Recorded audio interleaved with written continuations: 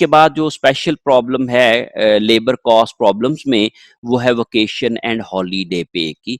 Vacation and holiday पे क्या होता है, परमानेंट एम्प्लॉइज जो होते हैं किसी भी ऑर्गेनाइजेशन के अंदर, उनको हर साल जो है वो कुछ छुट्टियां दी जाती हैं ताकि वो एंड जो है वो उनको अपनी फैमिलीज के साथ या अपनी सोशल गैदरिंग के लिए जो है वो इंजॉय कर सके या उनको जो है वो यूज कर सके। तो इस तरह के जो परमानेंट एम्प्लॉइज को जो पे वेकेशंस दी जाती हैं वो पेड वेकेशंस होती हैं।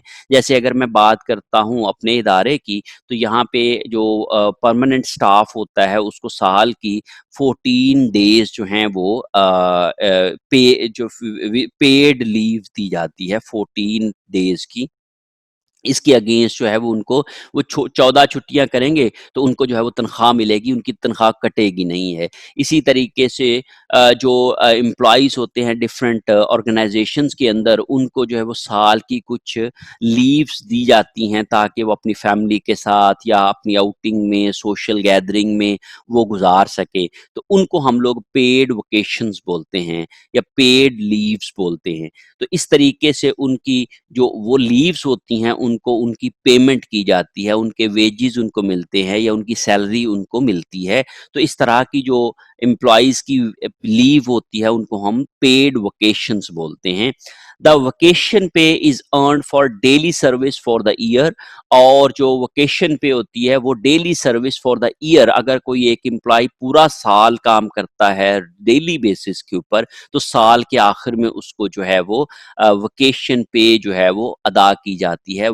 जो परमानेंट एम्प्लॉइज होते हैं उनको जो एंड ऑफ द ईयर जो है वो daily service for the year जब वो कंप्लीट कर लेते हैं, तो उसकी बेसिस के ऊपर वेजेस जो है वो उनको पे किए जाते हैं। उस वेजेस को या उस आप समझ लें कि अर्निंग्स को वोकेशन पे हम कहेंगे। मीन आप समझ लें कि उन्होंने काम नहीं किया है, उन्होंने छुट्टी की है लेकिन उनको पे की जा रही है। Vacation cost is accrued throughout the year and assigned to the employees department। जो वेकेशन कॉस्ट होती है, जो वेकेशन पे की कॉस्ट होती है, उसको हम लोग थ्रू आउट द ईयर पूरे साल पे स्प्रेड आउट कर देते हैं और एम्प्लॉई के जो डिपार्टमेंट होता है उसको चार्ज करते हैं। जैसे ऊपर हम लोगों ने, अगर वो फैक्ट्री का एम्प्लॉई है तो हम FOH को चार्ज कर देते हैं, और अगर वो सेल्स और एडमिन स्टाफ का एम्प्लॉई है तो फिर हम लोग उसको सेलिंग एंड एडमिन एक्सपेंसेस को चार्ज कर देते हैं। तो बेसिकली क्या होता है कि जब कंपनी जो है वो अपने एम्प्लॉइज को हर साल में वो जो एक स्पेसिफिक छुट्टियां देती है, जो कि वेकेशंस देती है, और उस वेकेशंस की वो तनख्वाह नहीं काटते हैं, वो काम नहीं करते हैं उन दिनों के अंदर, लेकिन उनको तनख्वाह अदा की जाती है। लेकिन वो जो तनख्वाह होती है वो उसी सूरत में उनको अदा होती है जब वो पूरा साल काम करते हैं। मीन अगर कोई एम्प्लॉई 6 महीने काम करता है, 6 महीने से सर्विस कर रहा है, तो उसकी वो वेकेशन पे उस तरीके से नहीं बनती है। हाँ, वो डेली सर्विस करता है फॉर द ईयर, तो तब वो वेकेशन पे का हकदार होता है। तो इस लिहाज से साल के एंड के ऊपर उनको जो है वो उनकी अदायगी की जाती है, वो जो वेकेशंस होती हैं उनकी उनको पेमेंट की जाती है with the passage of time. तो वो जो चूंकि वेकेशंस पूरे साल पे होती हैं, तो इसलिए उनकी जो वेकेशंस होती है, वेकेशन पे जो होती है, वो पूरे साल के ऊपर उनको डिवाइड कर दी जाती है। और उनकी जो चार्ज होता है वो किस अकाउंट को डेबिट की जाती है।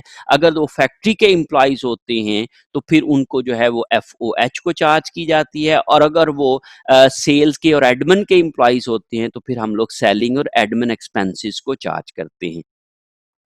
और इसके अलावा जो होते हैं वो हॉलीडे पे होती है।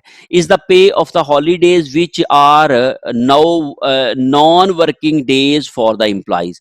जो हॉलीडेज हैं, जैसे ईद के दिनों की छुट्टियां आ गई, जैसे आपकी पब्लिक हॉलीडेज आ गई, जैसे 14 अगस्त की छुट्टी आ गई, 6 सितंबर की छुट्टी आ गई, 1 जून की छुट्टी आ गई, 1 मई की छुट्टी आ गई, या इस तरीके से जो भी डिफरेंट हॉलीडेज होती हैं जो कि पूरे साल के अंदर जो ऑफ़िशियल ऑफ़िशियल गवर्नमेंट की तरफ से अनाउंस होती हैं या क्रिसमस हॉलिडेज़ आ गई, तो इस तरीके से जो हॉलिडेज़ होती हैं, वो भी उनको चूँकि वो नॉन वर्किंग डेज़ होते हैं, लेकिन एम्प्लॉइज़ को पे किए जाते हैं, तो वो जो एम्प्लॉइज़ को पे की हुई हो पे की करना होता है, वो उनके हॉलिडेज़ पे कहलाती है और हॉलिडेज़ पे जो होती है, वो चूँकि नॉन वर्किंग टाइम होता है, तो इसलिए हम लोग अगर तो वो फैक्ट्री के एम्प्लॉइज़ होते हैं, तो उनको हम लोग फैक्ट्री के एक्सपेंस में डालते हैं, एफओएच के अकाउंट को चार्ज करते हैं और अगर वो सेलिंग एंड एडमिन जो एम्प्लॉइज़ होते हैं, तो फिर हम लोग उनको सेलिंग और एडमिन एक्सपेंसेस के अंदर जो है वो चार्ज करते हैं।